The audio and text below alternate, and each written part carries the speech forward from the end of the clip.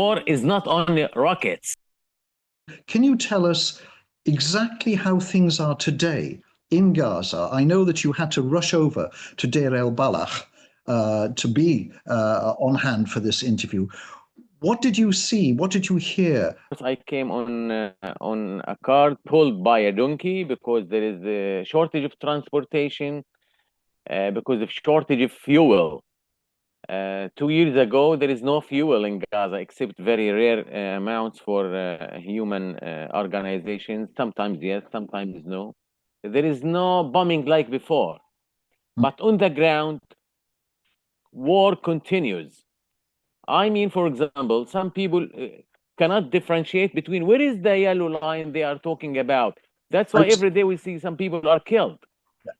Yeah. This is one of the problems. What is the yellow line? Now, not everybody here in Britain will know what is this yellow line. It's a line where Israel says, on this side you are safe, and on the other side you are not safe. Can you explain it?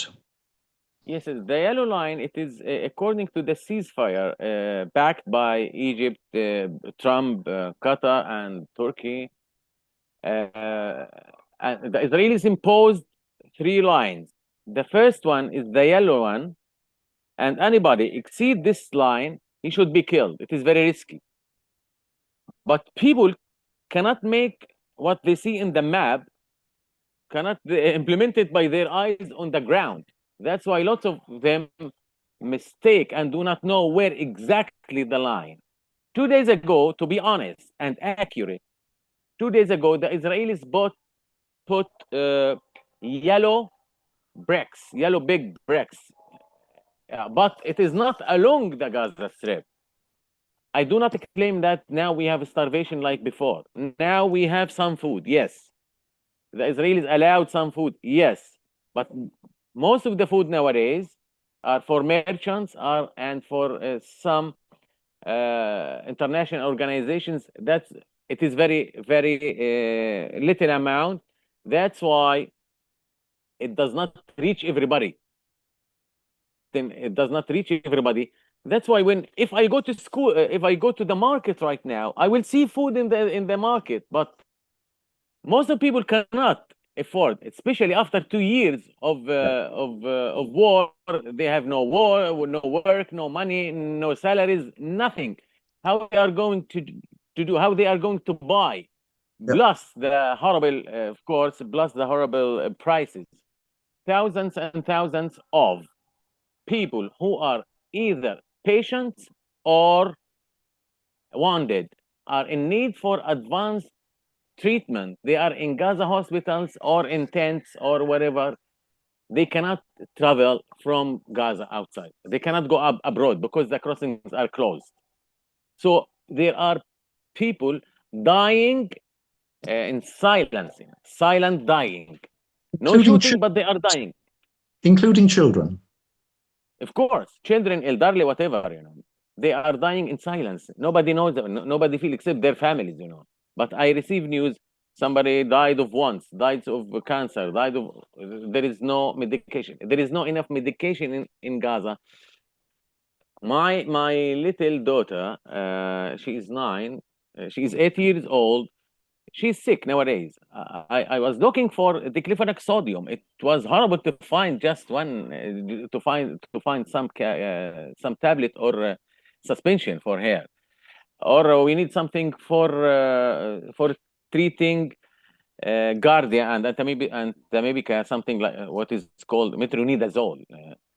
We cannot find it easily. We cannot find it easily. I have to dig and run up from hospital to hospital, from pharmacy to pharmacy to find it. It's not easy. So, and such diseases, plus dermatitis, plus GIT disturbances, plus things like this, are spreading Gaza. Why? Because they are living in tents, lack of water, lack of cleaning, because the streets, lots of sewage in the streets. That's why lots of dermatitis. So these details, the daily details, these details are also an our running war.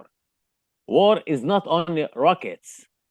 It sounds to me from what you're saying that the only difference since before the ceasefire is that you are not being attacked, that buildings are not being destroyed from the air. But apart from that, what has actually changed?